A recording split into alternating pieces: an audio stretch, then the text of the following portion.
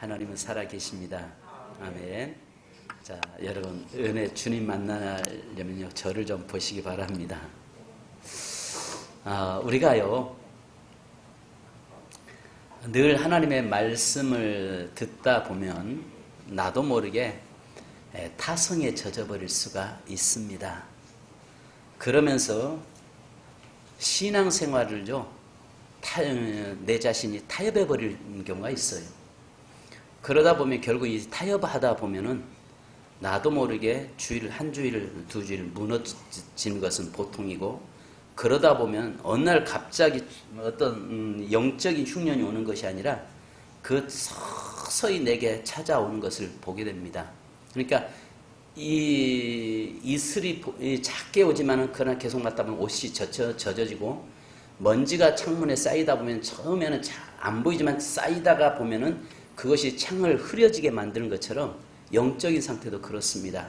그래서 우리는 끊임없이 훈련하고 반복적으로 우리가 하나님 앞에 예배드리는 훈련이 필요한 것입니다.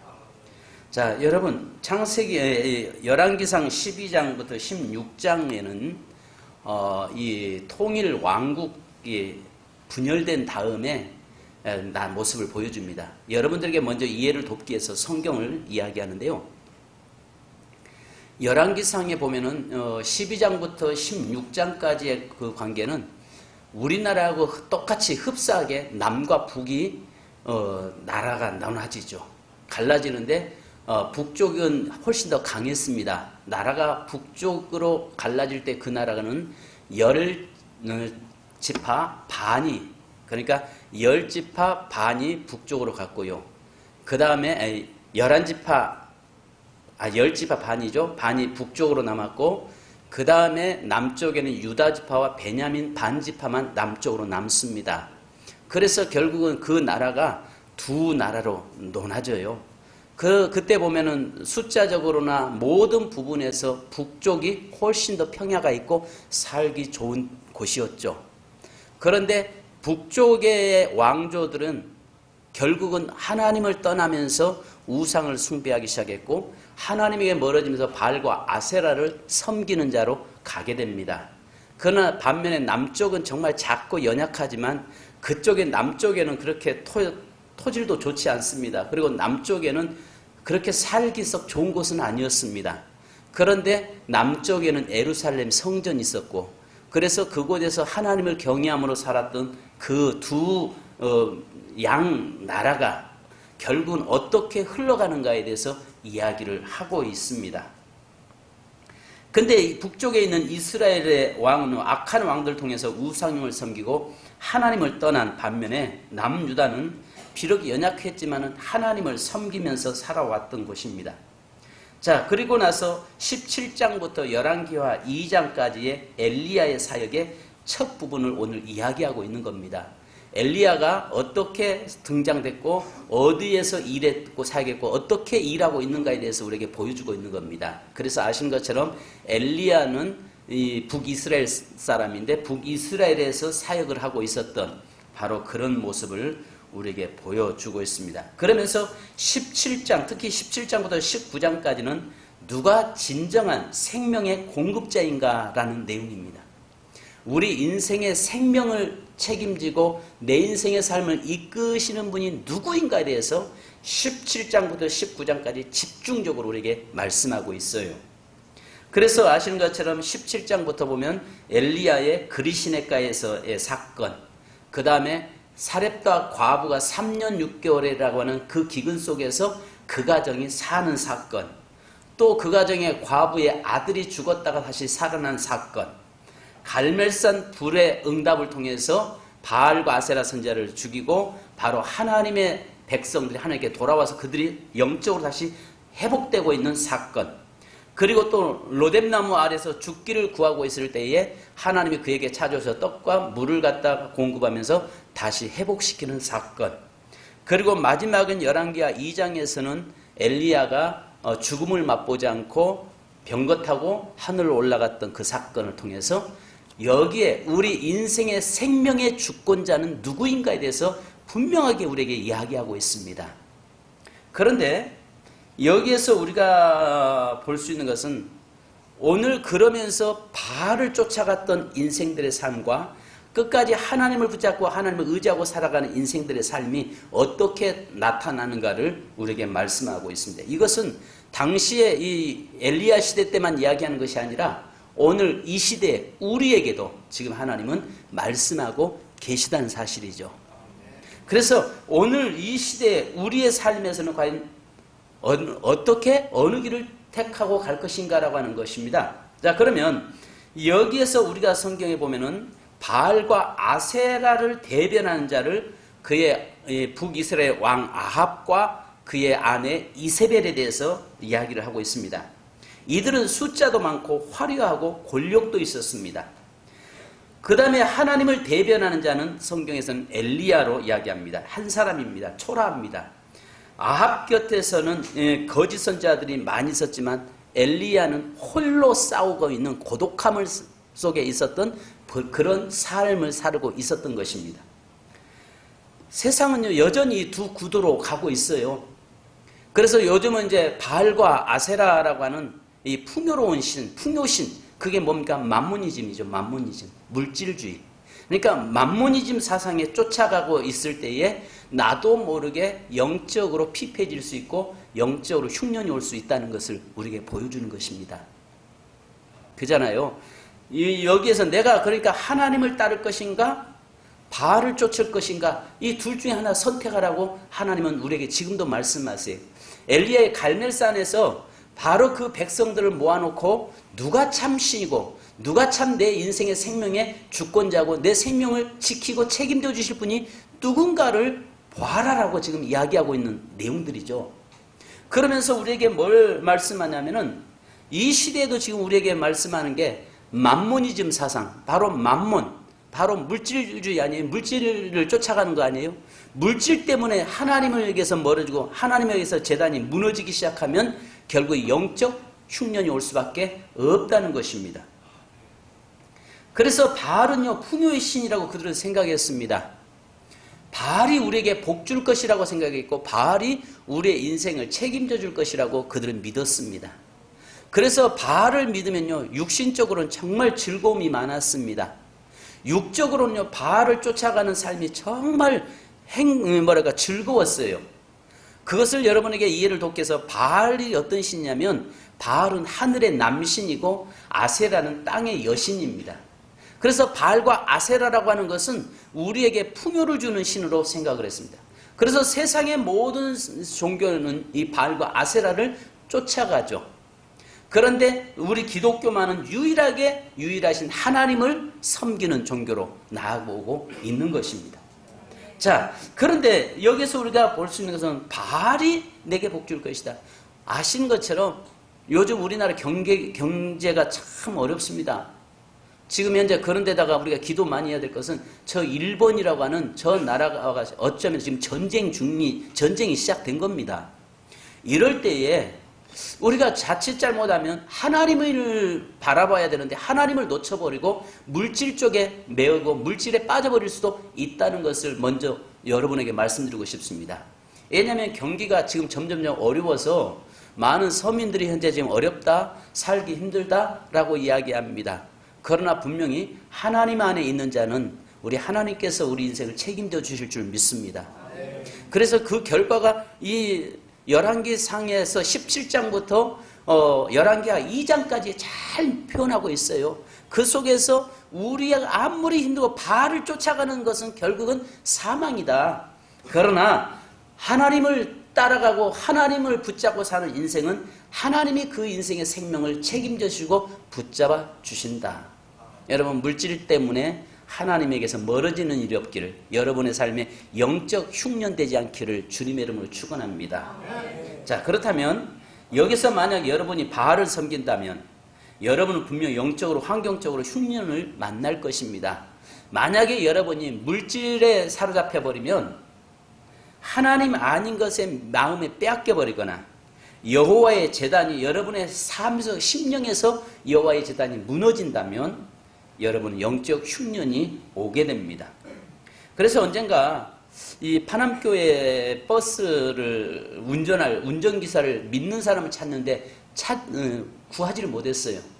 그래서 부득이하게 예수를 안 믿는 사람을 교회 차 주일날 차 운행하는데 운전기사로 썼습니다. 근데 이 사람이 차 운전을 하고 와서 딱 교회 주차장에 놓고 다른 성도들 다 내리는데 거의 장로님들이나 성도들이 가서 예배 좀 참석하시죠 해도 예배 참석하지 않습니다. 예배 끝날 때까지 그 사람은 그 버스 안에서 앉아서 예배 끝나기를 기다립니다. 그러면 예배 끝나고 나서 성도들 타면은 또 운전해주고 또 자기의 볼일 보러 갑니다. 예배 시간이 조금 늦으면은 투덜거리기 시작합니다. 이 사람은 그것이 사명이 아니라 직업이니까, 짭이니까 뭐 어쩔 수 없겠죠. 그래서 장로님들이 계속 그러지 마시고 양해 교회차 운전하니까 이 시간에 차에 버스 안에 앉아 계시지 말고 예배 좀 참석하시면 어떻겠습니까? 예배 참석하시죠. 계속해도 이 사람은 노 코멘트였어요. 그러고 나니까 이제 나중에 이 장로님이 뭐라고 하냐면 쌀독에서 굶어 죽은 쥐새끼라고 표현을 했습니다. 말이 되십니까? 쌀독에서 굶어 죽은 쥐새끼. 과격한 표현일 줄 모르겠습니다만 정말 그 쌀독에는 얼마나 살이 많습니까? 지가 그 쌀독에 들어가 있으면 당연히 토실토실하게 살쪄야 맞는 거 아니겠어요? 근데 거기서 굶어 죽었어요. 이해되세요? 이 사람에게 복음의 기회가 주어졌어요. 정말 교회 차를 운행해주고 운행하면서 그곳에서 구원받을 수 있는 그런 길이 열려 있었어요.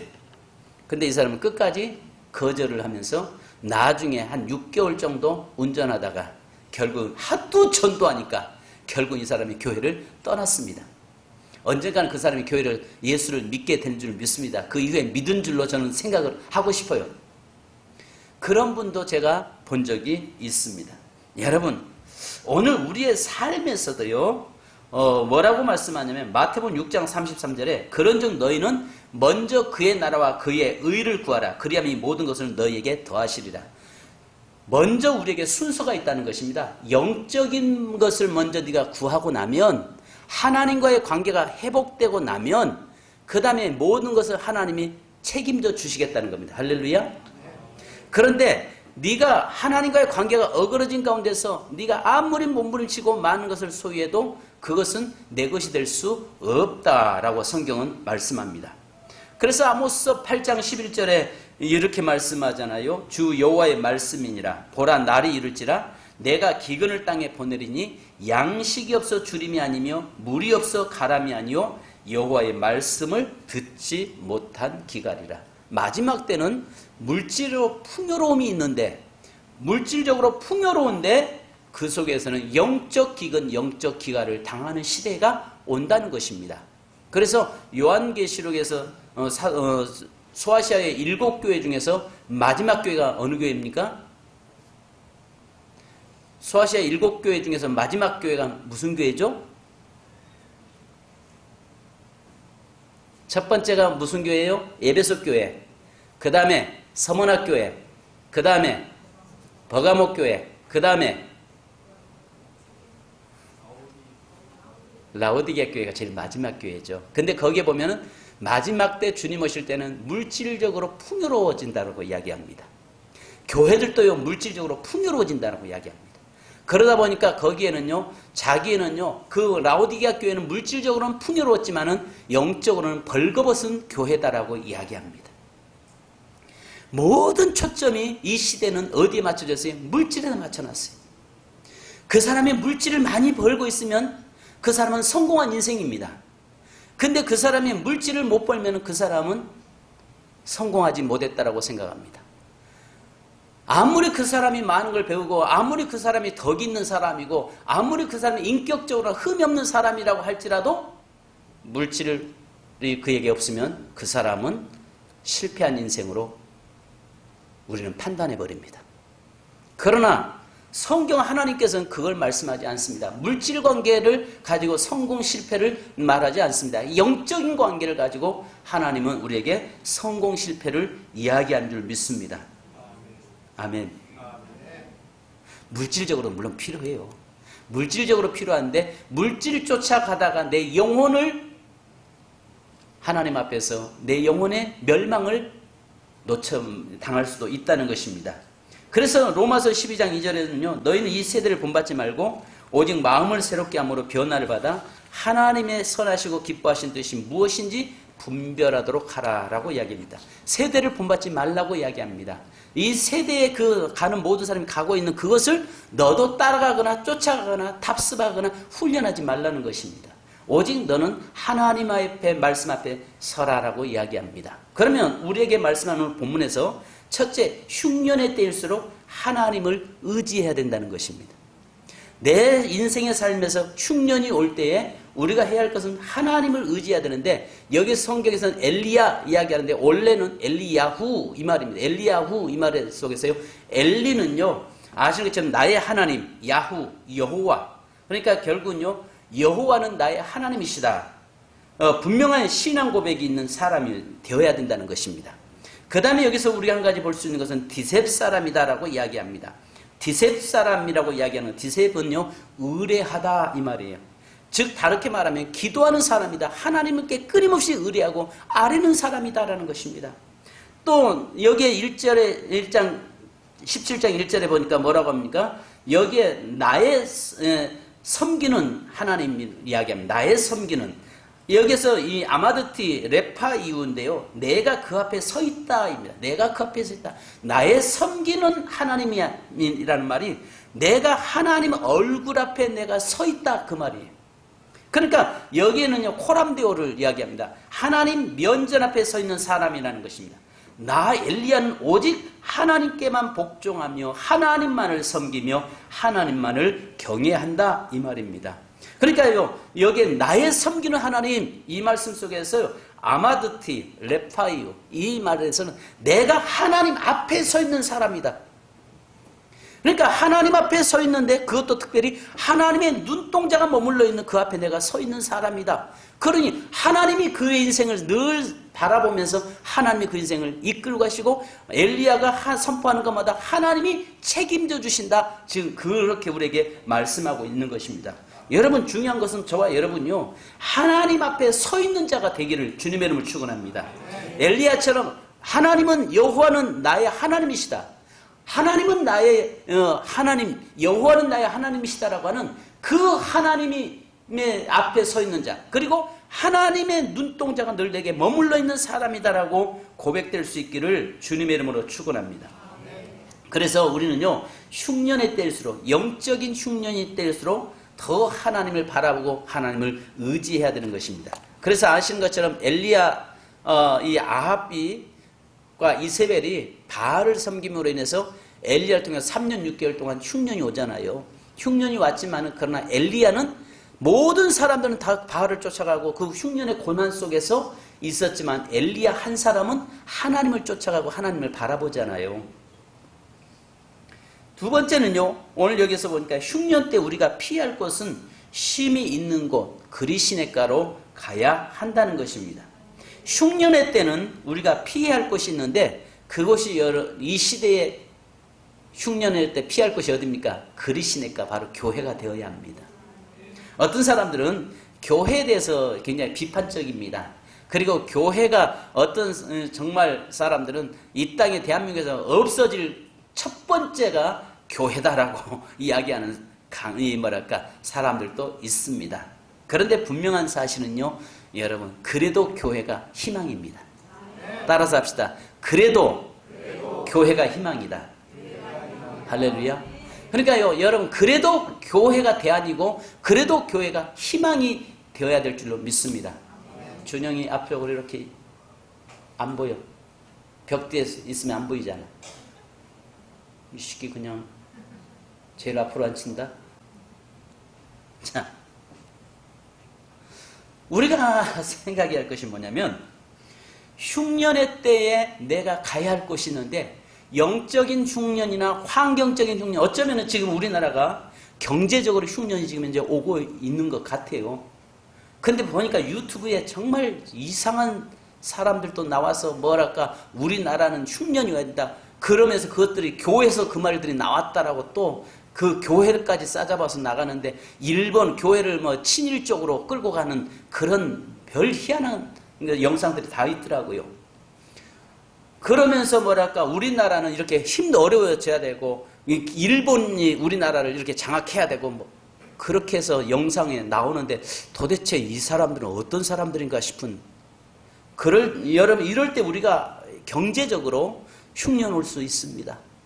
영적으로 흉년만이 아니라 우리의 삶에 흉년이 올 수 있습니다.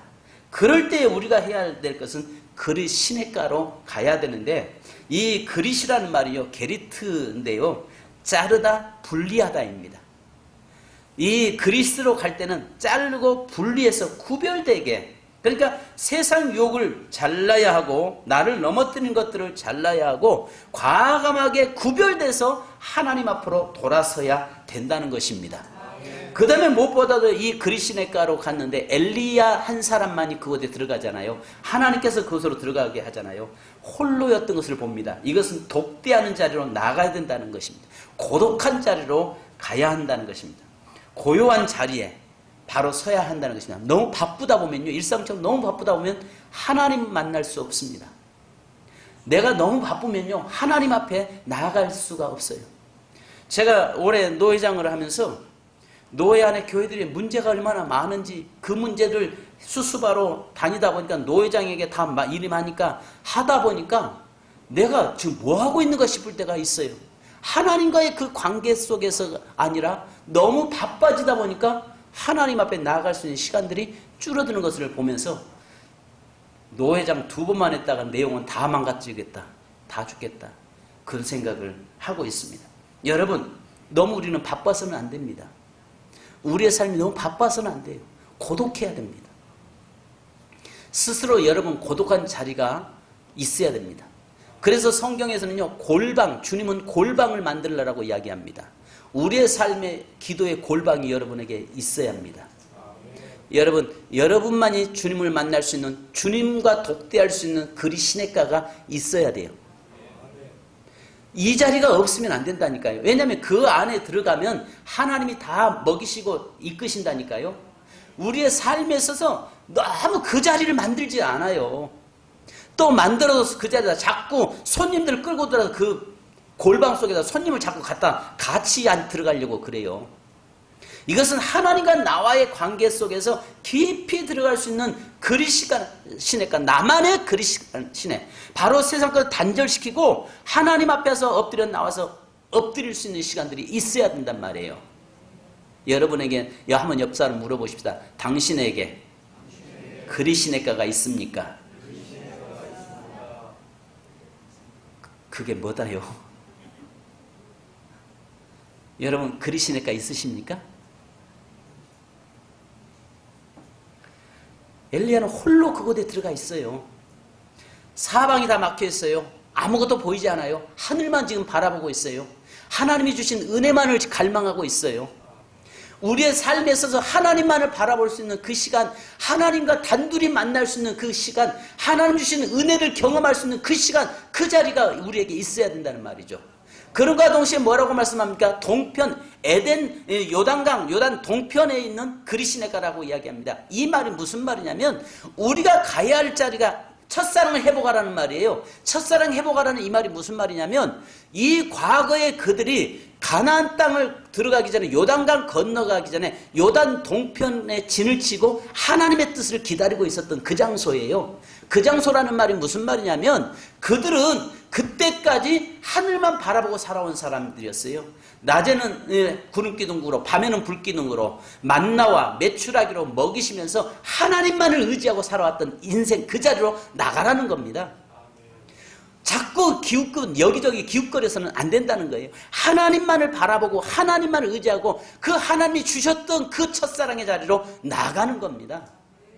영적으로 우리의 삶에 있어서 정말 내 삶의 영적 흉년이 올 때에 이때에 다시 첫사랑의 자리로 처음 받았던 은혜, 예수 때문에 정말 감격스러웠던 거, 내가 예수를 통해서 눈물을 흘리면서 감격했던 그 자리로 다시 나가지 않으면 안 된다는 겁니다.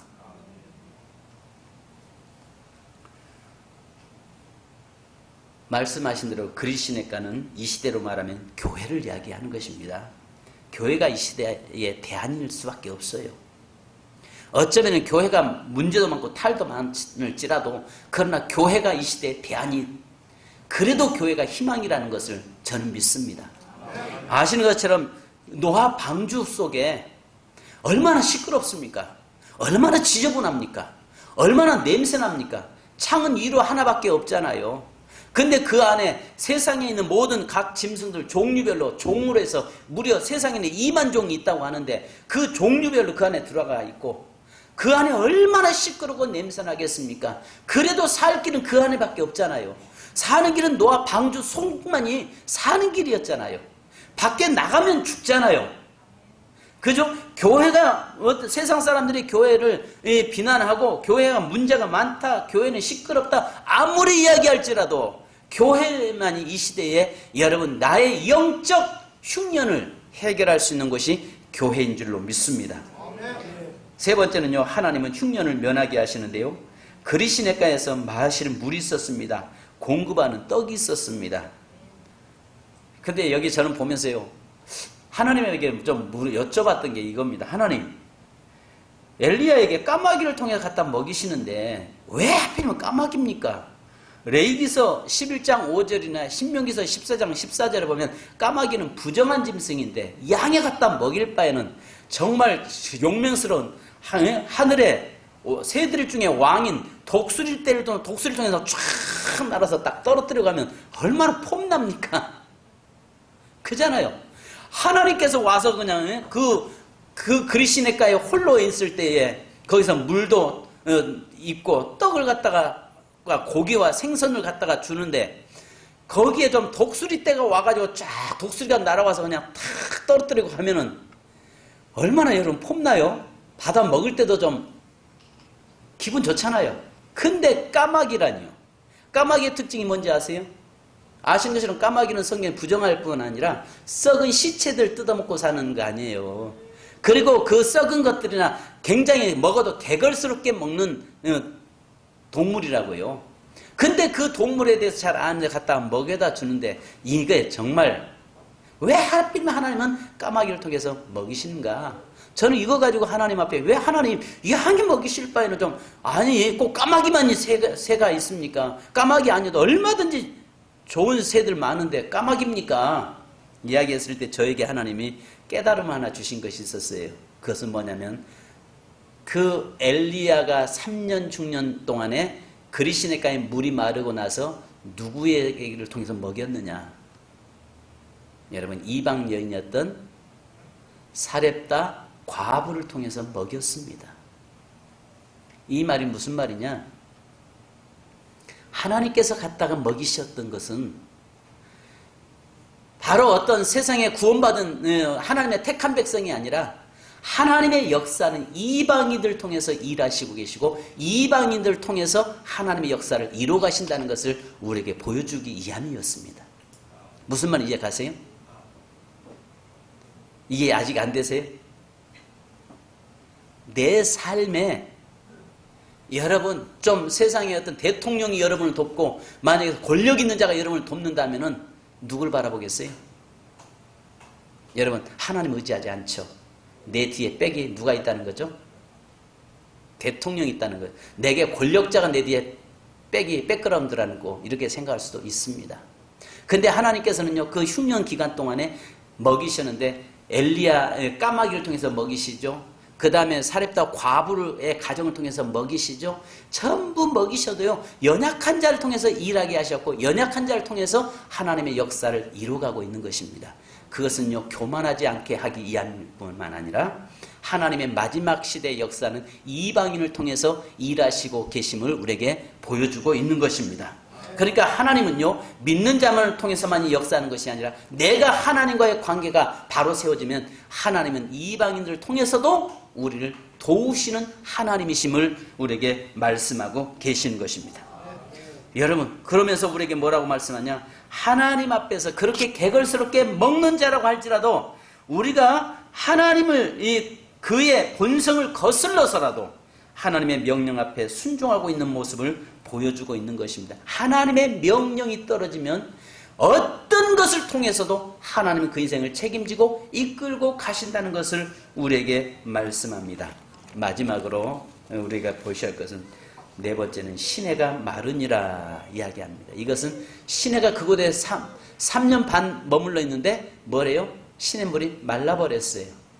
주여 여기가 좋사오니 이곳에 우리가 초막 셋을 지으십시다. 베드로와 야고보와 요한이 그 하늘에서 그 변화산에서 변화된 예수님 모습을 보고 너무 황홀해서 이야기하고 있을 때에 주님께서 하나님께서 뭐라고 말씀합니까? 바로 거기에서 예수 그리스도 너희는 저의 말을 들으라 말씀하면서 바로 땅으로 내려오잖아요. 내려오니까 산 아래는 지금 뭐 하고 있어요? 귀신 들린 자가 이 제자 나머지 9명의 제자들과 함께 영적 씨름을 하는데 안 되고 있잖아요.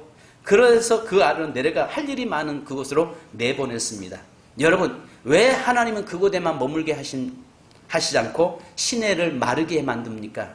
이제 그곳에서 다시 이제 힘을 얻었으면 회복했으면 사명의 자리로 나가라는 것입니다. 사명의 자리로 나가는데 우리의 영적으로 안주해서는 안 된다는 것입니다. 마태복음 28장 19절에 보면 잘 아시는 것처럼 그러므로 너희는 가서 모든 족속으로 제자를 삼아 아버지와 아들과 성령의 이름으로 세례를 베풀라라고 말씀합니다. 여러분 이 엘리야에게 지금 현재 가야 할 일 그리 시내를 마르게 한 이유는 뭡니까? 그에게 해야 할 일이 있다는 겁니다. 그것이 아신 것처럼 첫 번째는 지금 이제 굶어서 마지막 죽으려고 하고 있는 나뭇가지를 꺾어서 주워서 모아서 마지막 먹고 죽으려고 하는 사렙다 과부와 그의 아들이 거기에 있다는 것입니다. 그를 살려야 할 사명이 있습니다.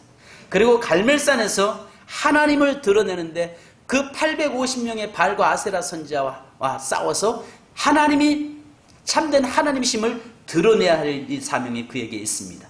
그리고 우왕좌왕하고 있는 방언하는 백성들을 돌아오게 하기 위해서 하나님께서는 엘리야에게 지금 현재 그리 시내에 머물지 않게 하시고 나가게 만드신 것입니다. 그리고 19장 15절로 18절에 보면 마지막 엘리야에게 해야 될 사명이 쭉 나와 있어요. 왕들을 세우고 해야 할 그 사명들이 있기 때문에 하나님은 그리 시내가에 머물러 두게 하지 않는다는 것입니다. 여러분 이제 말씀을 정리하겠습니다. 영적인 흉년이 올 때에 우리의 인생의 삶이 흉년이 올 때 우리는 어디로 가라? 그리 시내가에 가서 세상 단절시키고 그리 시내가에 와서 하나님과 독대하여라. 그리고 오직 하나님만을 의지하고 하나님을 바라보라는 것입니다. 그리고 여기에서 이 그리 시내가는 교회를 이야기하는 것입니다. 그랬을 때 하나님께서는 다시 그리 시내가에 오는 자에게는 흉년을 면하게 하시는데 이제 시내가 마르고 다시 한번 사명을 감당하는 자의 자리로 우리가 나가야 함을 말씀하고 있는 것입니다. 성도 여러분, 오늘 여러분의 삶에 흉년 당하지 않기 원합니다. 경제적으로도 흉년 당하지 않기 원합니다. 자, 이 시간 우리 찬송 한 장 하겠습니다. 우리 사명 찬양 한 장 하십시오. 주님, 이제 교회에서 힘을 얻고 교회에서 어떤 힘을 얻어서 사명의 자리로 나가게 하옵소서. 우리 찬양 한 장 하십시다.